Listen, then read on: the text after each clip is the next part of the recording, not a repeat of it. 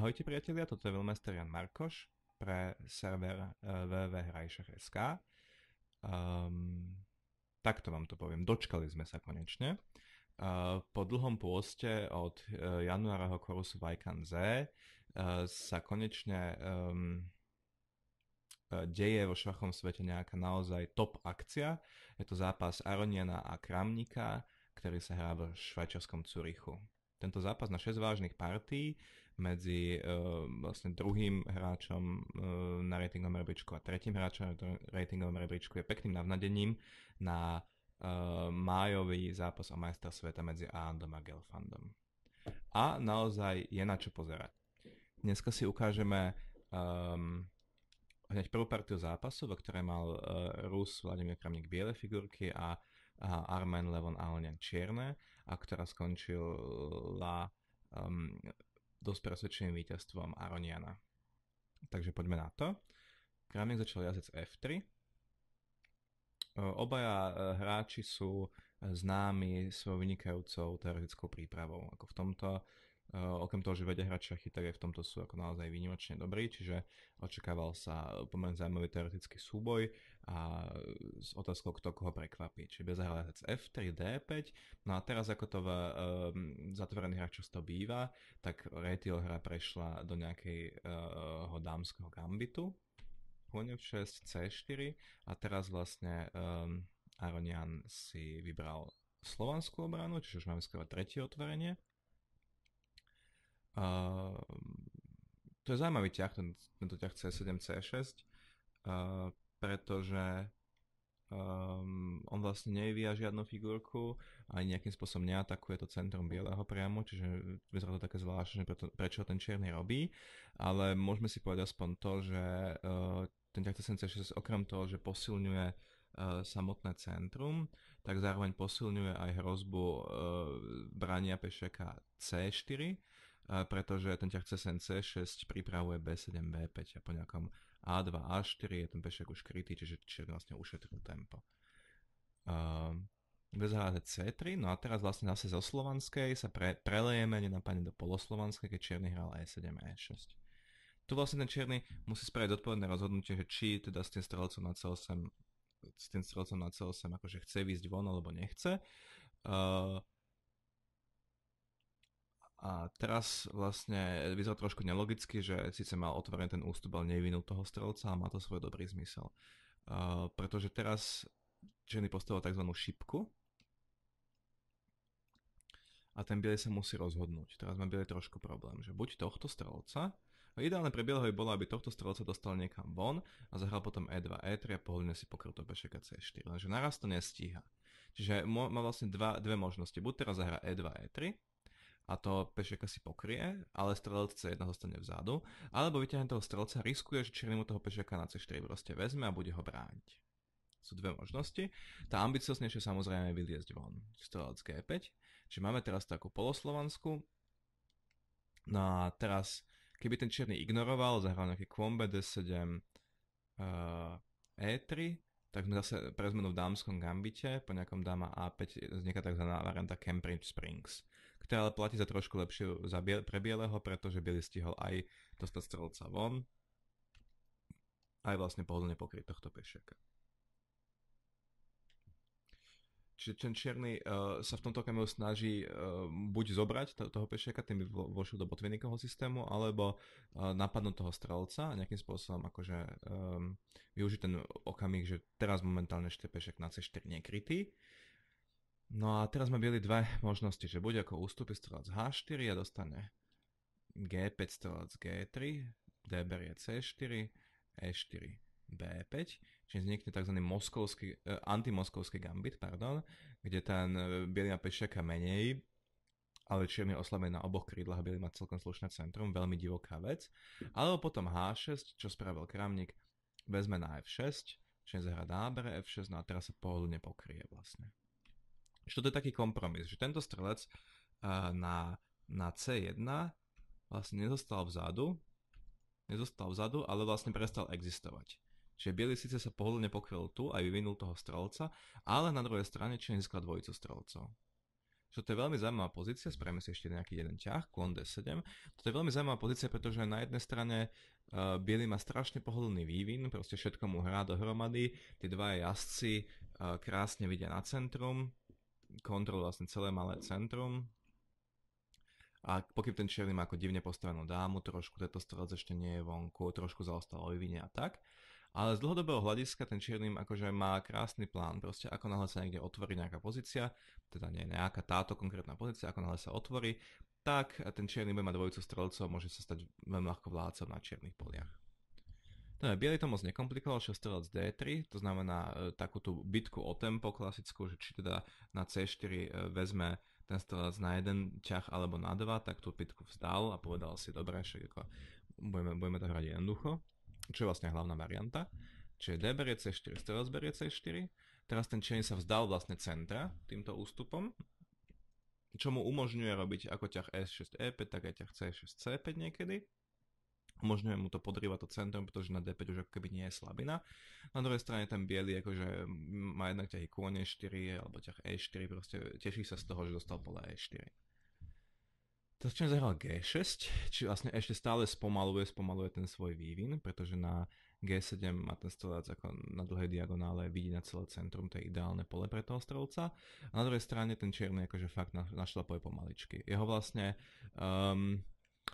Jeho stratégiou bude taká trpezlivosť. On vie, že má dvojicu strelcov a to je ako výborná vec do ďalšieho štádia hry, lebo čím viac figúra pešekov sa vymení, tak tým vlastne bude šachovnica voľnejšia, tým tá dvojica strelcov viac vynikne. Takže on sa neponáhla. A vlastne využíva to, že 5. rada, že vlastne ustúpil až na 6. radu, že nemá nič na 5. rade, tým pádom biely potrebuje relatívne dosť veľa energie, aby sa k nemu dostal, aby otvoril tú hru. A tú energiu a tie ťahy, ktoré na to ten biely potrebuje, tak ten čierny využije proste tak, že dokončí vývin. Čiže rošáda strelec G7. No a teraz najklasickejším ťahom E3, E4, táto pozícia sa hrala veľmi veľa krát a tak, ale keďže Kramník s Aronianom sú výborní teoretici a proste tu domáca príprava počítačová hrá obrovskú rolu, tak ten biely to chcel trošku ako to supera prekvapiť, takže taký trochu zvláštny ťah, šiel väža E1. Väža E1 samozrejme hráta s tým, že biely zahrá niekedy E3, E4, akože to zase ináč ten ťah väžu nemá až taký veľký zmysel. Ale ako je to trochu také vybočenie niekam do nejakého iného smeru. Čiže nespravil rošádo, biely E4. No a teraz ten čierny. Teraz vlastne čierny dve možnosti. Na jednej strane môže hrať niečo ako B7, B6. S ďalším strelec B7. Strelec B7. A proste normálne sa postaviť, skúsiť dať veže do centra, nechať bielemu na chvíľočku iniciatívu a hovoriť si, môj čas ešte príde a ja tu povedzme niekedy výhodne otvorím. A druhá možnosť je tá, ktorú zvolil Aronian, tá je trošku taká konkrétnejšia, čierny hra E5. No teraz vlastne výmena v centre pre bieleho neprichádza do úvahy, pretože by vlastne otvoril tú pozíciu pre dvojicu strelcov, takže ide D4, D5. Toto je veľmi zaujímavé, pretože teraz vlastne obaja tí hráči spravili hriech voči svojim strelcom. Akože tento strelec zrazu nevidí cez pešiaka E5 a tento strelec vlastne nevidí cez týchto dvoch pešiakov. Čiže sa stala taká zvláštna vec celkom. Na druhej strane si predstavte toho strelca z G7, že sa niekedy dostane cez F8 na C5. V tom okamihu sa stane pánom celej šachovnice, pretože mu nebude oponovať žiadna figurka. Jazdci to nedokážu, pešiaci už nie sú na čiernych poliach a strelec je inej farby. Čiže ten strelec ako potenciálne má nejaké možnosti. Dobre.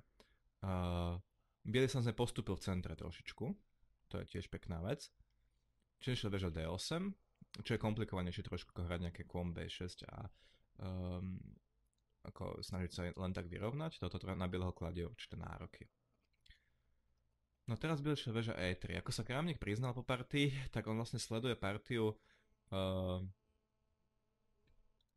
obaja superi teraz vlastne sledujú partiu dvoch dám a je to partia Gunina Muzičuk, ktorá sa hrala na majstrovstve Európy žien teraz v roku 2012 v Plovdive. A keďže obe sú vlastne zo svetovej špičky, tak obaja superi predpokladali, že aj ich príprava je relatívne kvalitná. Ťah väža E3, to je taká snaha ako spraviť ťah H2, H3 v tejto pozícii napríklad, je, aby nešiel strelec G4 niekedy, je proste čisto obranný ťah. Keď spravíme ťah väža E3, tak v princípe to protistrelec G4 tiež nejakým spôsobom funguje, pretože postrelec G4 je jazdec na F3 dvakrát krytý, takže nezniká riziko, že by vznikol nejaký zdvojený pešiak. Na druhej strane tá väža na E3 niekedy môže cez D3 bojovať o D stĺpec. Čiže konečne má ten ťah väža E1 nejaký rozumný zmysel a, a to je teda cesta, ktorou sa Kramník dal. No a teraz kôň B6 je taký normálny ťah, ale Aronian zjavne chcel bojovať, čiže zahral B5 v tomto okamihu, B5. No a teraz, keď byli spravili nejaké strelec B3 alebo čo, tak jednak černý môže uvažovať, že zahrá kôň B6, čo vyzerá celkom dobré, a jednak môže uvažovať, že zahrá kôň C5 a vlastne odoberie tomu bielemu aj toho druhého strelca, ktorý stojí na B3. No a tým pádom akože už by mal dvoch strelcov proti dvom jazdcom, čo je ešte zosilnená verzia vlastne výhody dvoch strelcov. Čiže to ten biely nechcel, čiže po B5 vstúpil do zápletky, zahral D berie C6, teraz visí ako biely strelec, tak čierny kôň. Teraz keď ten kôň vlastne ustúpi niekam na B6 alebo tak ten biely strelec akože ujde, lebo vysiela aj dáma teda odťažne, tak ujde, postaví sa na D5, čo je super. Čiže po BC6 čierny normálne zobral na C4. No a vlastne biely celú túto akciu robí kvôli tomu, aby získal krásne pole D5 v centre. Že ten pešiak ako odišiel z B7, tak už nie je schopný dobrať čierny pešiakom na C6 a pokryť si to pole. Čiže teraz vlastne hlavným ziskom toho bieleho je, že si môže skočiť jazdec D5, čo aj urobil s tempom. No a teraz sa čierny samozrejme nemôže zobrať na C6 pre vidličku.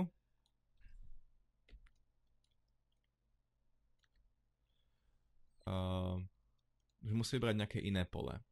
Gunina, teda Muzičuk bola čierna v tej partii, hrala dáma D6. Čo je ťah, ktorý sa nechce úplne robiť, pretože tá dáma D6 nestojí nejako zvlášť dobre. Hlavne ak chceme vypáčiť vlastne z tej pozície tohto konia na D5, tak robiť dáma D6 nie je až také dobré, pretože vlastne na tohto konia by sme sa chceli dostať pomocou tej väzby a teraz sme tú väzbu prerušili. Čiže o mnoho logickejší ťah v tomto okamihu je zahrať normálne dáma E6, ako spravil Kramník. No a tento dosť logický ťah bol ako spravil Aronian, bol pre Kramníka pomerne veľkým prekvapením, pretože ako hovoril, on si z domácej prípravy pamätal, že toto by nemalo ísť, tento ťah dáma E6, kvôli nejakej taktike. No tak neviem, či takou taktikou môže byť, ja neviem, jazdec C7, to asi skôr nie. Po dáme berie C6, kôň berie A8, čiže zahra SB7, tento jazdec je chytený, takže spravíme nejaký ťah za bieleho, neviem, dáma C2 a čierny postrelec berie A8 a vlastne dvoch silných strelcov za väžu, čo mu stačí na víťazstvo. Kramník na tlačovej konferencii hovoril, že si myslel, že možno ide dáma A4. To znamená nechať tú pozíciu ešte v napätí a teraz vlastne hrozí ako jazdec C7, tak C berie D7 s ďalším dáma berie C4. No a čierny má celkom pekný postup, jazdec C5 po dáma A4. Na B6 nemohol ísť, lebo tam je viazaná väža na A8, čiže to by normálne zobral. No a teraz biely môže si ešte vložiť C7, lebo kôň berie A4 by zobral túto väžu. Čiže tu musí zahrať nejaké väžo D7 a teraz, že by biely zahral ako dáma berie C4, čiže sa pokrie. Všimnete si, ako zároveň vylieza ten strelec von. No a v tejto pozícii ten biely síce má silnú pešiaka na C7 a dvoch pešiakov za figuru, ale stále to nie je dosť. Vlastne ten pešiak na C7 je dobre blokovaný a zároveň hrozí, že čierny má zoberie niekde na E4 a že sa na tom D5 rozpadne celá tá bieleho pozícia, čiže čierny dobre. Čiže po dáma E6 k tomu, aby som sa k tomu vrátil, tomu Kramníkovi nezostáva nič iné ako zobrať na D7. čo čierny zoberie, čo myslíte?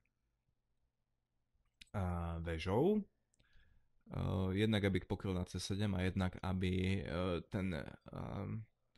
ten jazdec na D5 bol nejakým spôsobom atakovateľnejší. Je to také logické. Veža ide na D7, tento strelec ide na B7, napadneme tu, ďalšia veža A D8, tá sa rozpadá proste celé. No a preto Kramník vlastne sa rozhodol nedržať túto pozíciu v centre, ale radšej si nájsť nejakú kompenzáciu, zahral dáma A4 s tým, že vezme pešeka na C4, postrelec B7, dáma berie C4. Vznikla pozícia, v ktorej má v skutočnosti šance na nejaký úspešný, peknú výhodu, akurát ten čierny. No tu vznikla veľmi zaujímavá debata na tlačovej konferencii, prečo si čierny nevložil v tomto okamihu veža C8. Ako mnohí z nás by zrejme zahrali veža C8, až po nejakom ústupe by zobrali na D5 a vlastne by ušetrili tempo nejakým spôsobom a možno dáma bere D5.